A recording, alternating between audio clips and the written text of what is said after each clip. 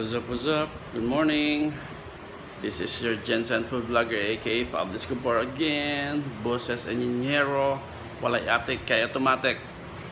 Guys, natay isa ka gamayng advice and maybe this will be a lifesaver, no? Maka tabang-tabang po siguro ni when time comes nga maigo yung tag mga kusog-kusog.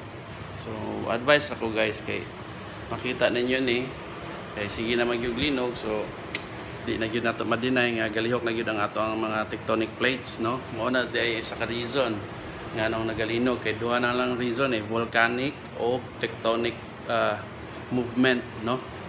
So katong mga nilabay ng mga linog bag-o lang gabi so costo siya sa tectonic plates, no, sa mga fault lines.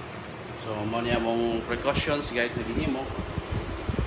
Nagutang mi og expansion bolt na kana siya, and then tire wire lang kay mo ni ang kumbaga movable, no, loose man gud siya.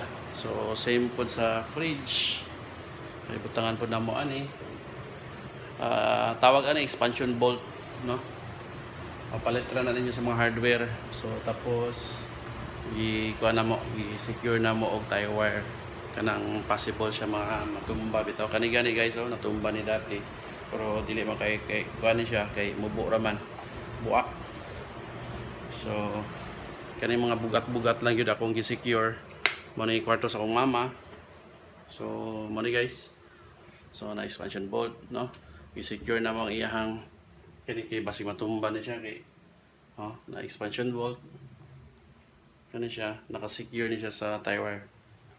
So ano yung kama kapag natulog. So guys, once again, this is your Jensen Food Vlogger aka Pablo Escobar. Bye bye.